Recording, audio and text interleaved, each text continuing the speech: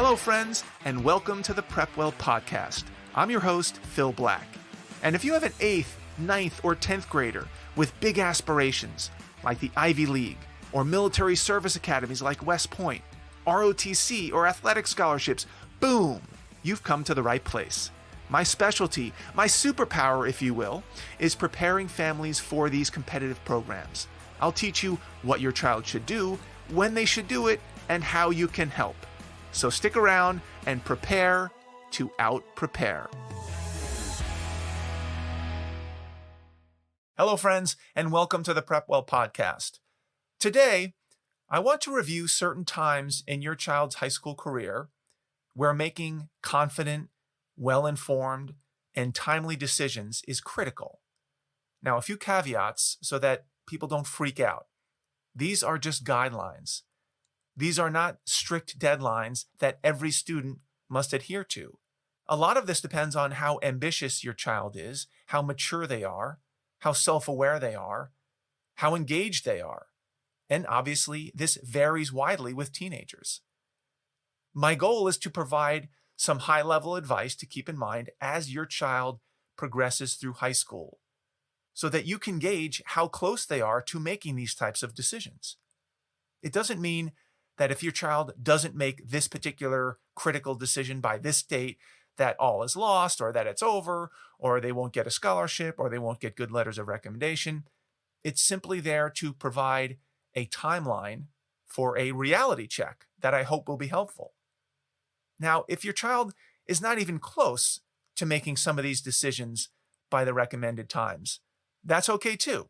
At least you're aware, and your son or daughter is aware, of what a lot of other students are doing who are successful in these areas. If your child is right on time with these decisions, great. Maybe your child is well ahead of what I'm suggesting, even better. The point is, there are so many factors to keep in mind that only you and your child knows about, that these are not hard and fast rules. So don't hit the panic button if your child isn't quote unquote tracking on any of these paths. And by the way, not every decision that I'll cover will be relevant for your child. Again, it depends on where they're headed, what type of student they are, how willing they are to put in the work. And maybe this goes without saying, but all of these decision points are key points of PrepWell Academy's online program. In the weekly videos, I go into great depth and detail on these decisions to help you and your child decide whether or not the timelines are relevant for them. Now, for the podcast, I'm going to move relatively quickly through each one of these decision points because I want to try to cover a lot of ground. In fact, to make this a little easier to listen to, I'm going to cluster these decision points by age. So I'll do all of the freshman year decision points first, then all of the sophomore year, and then the junior year. And by the way, this is hardly an exhaustive list. There are literally hundreds and hundreds of mini deadlines and decision points to consider over the course of 4 years. That's where PrepWell really comes in because it organizes that all for you and it feeds it to you as you need it. In this particular podcast, I've chosen the highlights. So let's start with freshman year. Number 1, if your child aspires to play Division I sports in college, whether that's a full scholarship or a partial scholarship, or maybe the Ivy League where they don't give scholarships, this decision should be made by the end of freshman year, before the summer. Because the summer will be important in their progression when it comes to training, camps, invitationals, showcases, club teams, and the like. In general, Division I scholarship spots are so competitive and so few and far between, especially in headcount sports, or what we call scholarship sports, full scholarship sports, that if your child isn't ready to commit, let's call it 80% of their mental energy, their time, their bodies, and their money and resources toward their sport, then it probably will not happen. Number 2, if your child wants to be considered a legitimate contender at some of the most selective colleges, and by that I mean, let's call it the Ivy League schools and schools in the, say, top 10 to 20 in the general rankings, they need to decide this by the end of freshman year. I give them a little bit of time to figure out high school in freshman year, but not much. If they had a small hiccup in grades, there's a chance they can make up for it. But if the pattern extends into sophomore year, it's probably going to be too late. Number 3, what is your child interested in? I know this can be a tough question, and I don't mean to try to nail kids down on exactly what they want to do or be or major in or study, but I do like to encourage them to decide at a minimum whether or not they are a STEM student or a humanities student. STEM being science, technology, engineering, math, and humanities representing English, history, philosophy, sociology, those types of topics. Those are pretty broad. If you want to make it even broader, you can ask, do they like reading or math better? Or do they prefer numbers or letters more? And there will be a couple students who balk at this question. They insist that they are exactly 50-50 between the two choices, and that's okay. The majority of kids will lean one way or the other. And this is important because a decision like this could, and probably should, dictate the clubs that they join, the classes that they take, the activities they participate in over the summer, what types of jobs they might look into. They may as well begin to build their body of work that at least has some semblance of cohesion and is aligned with what they're interested in. So let me summarize freshman year. By the end of freshman year, you should decide whether or not you are Division I athlete material. You should decide whether or not you want to be a player at the most selective colleges. And you should decide whether or not you are more of a STEM student or a humanities student. Okay, let's move on to sophomore year. If your child wants to secure a significant leadership role by the end of their junior year, which is really the money year, I'm talking about president of a club, founder of a student organization, class leader, they need to make their moves early in sophomore year at the latest. This may mean that they have to join a club and spend significant time in the club for the entire year so that they can position themselves for a leadership role down the road. They will likely not get a leadership role of any significance as a sophomore, but they need to set themselves up for next year or maybe even senior year. Because what happens is kids don't think about leadership until junior year. And then when the light bulb goes off and they run for office or they try to lead a group or they run for president, they got shut down because there are plenty of students who've been in the club and been doing the work and meeting people and networking since their freshman year. And they're not going to cede control to some rando kid who shows up on day one junior year and wants to be the president. That's not going to happen. You need to lay the foundation. And for some positions, sophomore year will already be too late to position yourself for big-time leadership later on. It depends on the position. It depends on the club. It depends on the culture at the school. It depends on how those leadership positions are decided on. Is it a peer election? Is it student-faculty election? All those things are to be considered. Second thing, if your child has their sights set on one of the service academies, Naval Academy, West Point, Air Force Academy, Coast Guard Academy, Merchant Marine Academy, or they'd like to get an ROTC scholarship, once again, I will grant them freshman year to wing it a little bit, but after that, they need to lock in. They need to start lining up leadership positions. They need to make sure they're playing sports. They need to start taking STEM courses. And if they wait much past sophomore year, it may be too late. Number 3, deciding whether to take the SAT or the ACT.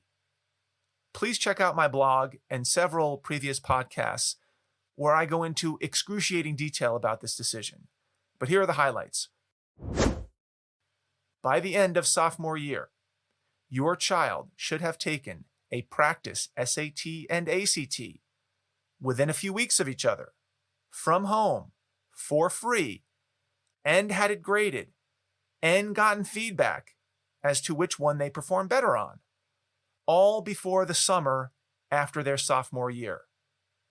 Let's just go over that one more time. By the end of sophomore year, before the summer, your child should have taken a practice, or what we call a diagnostic SAT and ACT, within a few weeks of each other, so it's apples to apples. We're not talking about the PSAT. These are at-home tests for free and graded, and you've received feedback as to which one you've performed better on, all before the summer after their sophomore year. And I say before the summer because the summer should be devoted to actually studying for one of those two tests, not both. So they need to have decided which test to take before the summer after sophomore year. And please, don't make the decision about the SAT or ACT based on what your friend Rick said, or what Sally suggested, or what your teacher mentioned, or which test you think you like better. Take the official diagnostics under test-taking conditions, get them graded, and make an informed decision. This is too important to leave to chance or guesswork or speculation. And if you want to know how to set up these at-home free exams, please reach out to me and I will make it happen for you. Number 4, deciding what your angle will be. By angle, I mean, what type of student or person are you? What are you good at? What will you be pitching to colleges? Are you an academic? Are you an athlete? Are you a thespian, a scientist, a leader, a world traveler, a language person? These are all what I call angles. And I go through each of these and more in PrepWell's online program, of course, and with my private students. Because one of the most important parts of your college application will be whether or not an admissions officer can put you in a certain category. And how easy are you making it for them to do that? The secret is the easier the better. And the better you are, the more you stand out in a particular category, the easier it will be for them to understand what you will bring to the college. The easier it will be for them to advocate for you because they can articulate who you are and what you stand for because you've done the work for them. You've connected those dots. If, on the other hand, you present as an amorphous blob of indistinguishable achievements, even if they're pretty good, but they're disconnected and incoherent and they don't tell a story, it's going to be difficult for you to connect with that admissions reader. And that's exactly what you want to do. You want to connect with them. You want to hit them over the head with what and who you are and pile up as much evidence as you can to prove your case. You can't wait much longer than sophomore year to begin this process. So think about what type of angle you may want to begin to build on. Number 5, let's now move into the middle of sophomore year. For one, as parents, you need to know that as soon as you hit January of your child's sophomore year, this is just a few weeks ago, your financial situation becomes extremely relevant. Because in 2 years, when you apply for financial aid for your now sophomore, the financial aid forms, will ask you to represent your financial situation from the middle of your child's sophomore year to the middle of their junior year. Let me just repeat that. These forms are going to ask you to represent your financial situation starting at the middle of your child's sophomore year to the middle of their junior year. This catches a lot of parents off guard. They wonder why the colleges are asking you to reach so far back. That's the way it is. Now, there's some rationale behind it, and it was a long time in coming. I don't want to bog you down with those details right now. So if you get an inheritance, or you have a particularly big year of commissions or bonuses during those 12 months, this could massively impact your eligibility for financial aid. And of course, the opposite is true as well. If COVID has really hurt you financially, and your child is a sophomore, and this financial mess lasts through all of 2021, the silver lining might be that you are now eligible for a lot of need-based financial aid. Number 6, if your child is an athlete, they should start putting together a highlight film during their sophomore year that they can send to coaches. Obviously, this is assuming that they play a sport where video matters. Sophomore year is when you want to start getting on coaches' radars.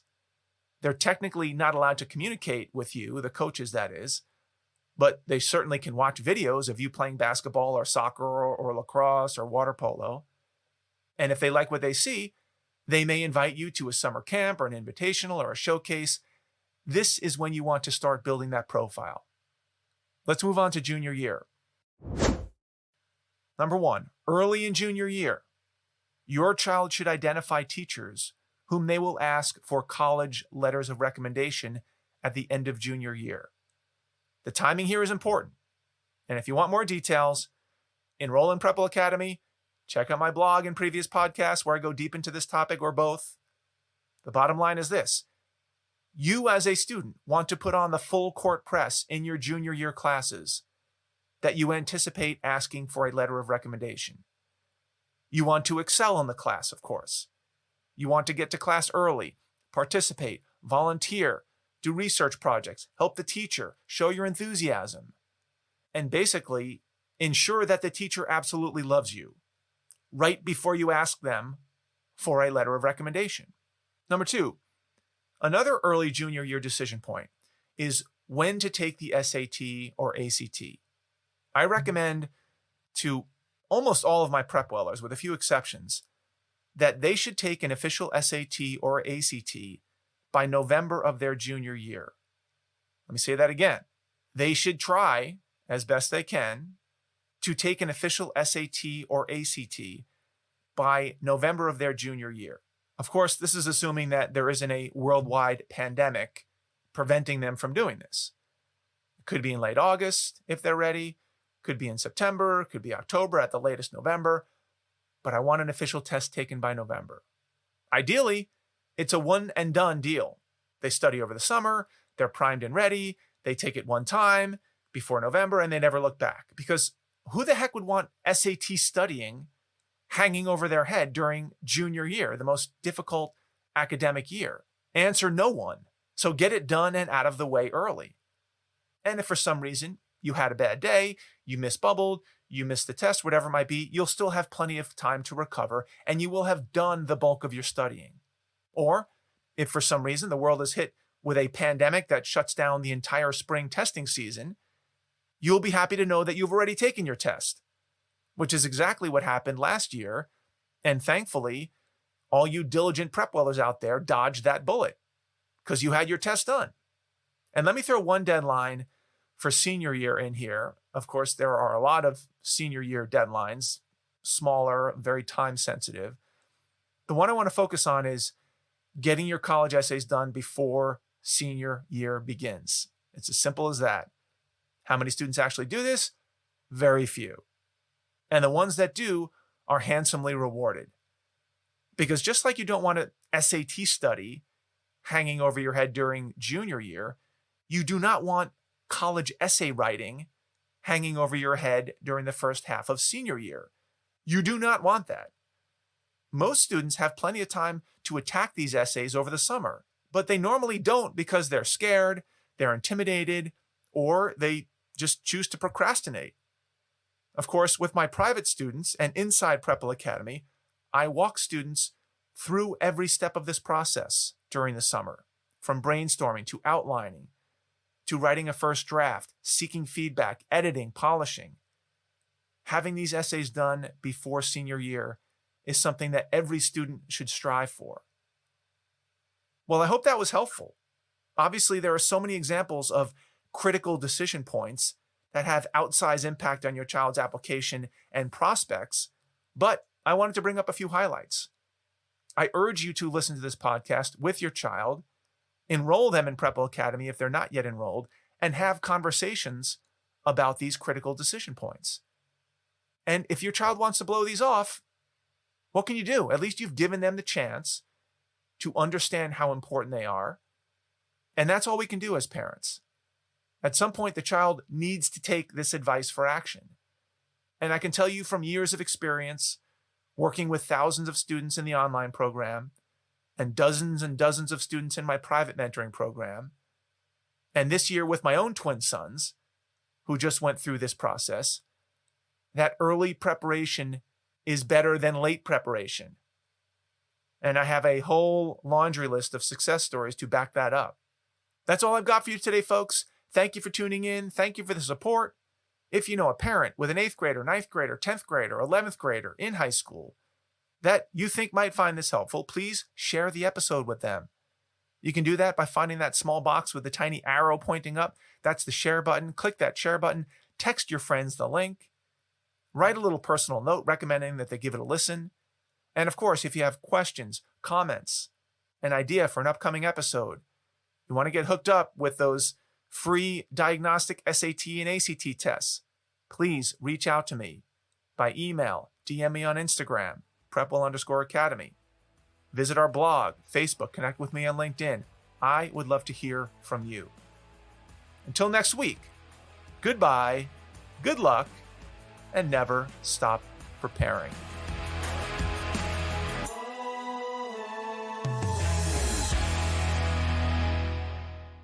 This podcast is brought to you by PrepWell Academy. PrepWell Academy is my one-of-a-kind online mentoring program that delivers to your 9th or 10th grader a short, highly relevant video from me every week, every Sunday in fact, where I give them a heads up about what they should be thinking about to stay ahead of the game. To get these valuable lessons into your child's hands, please head over to PrepWellAcademy.com and enroll your child today.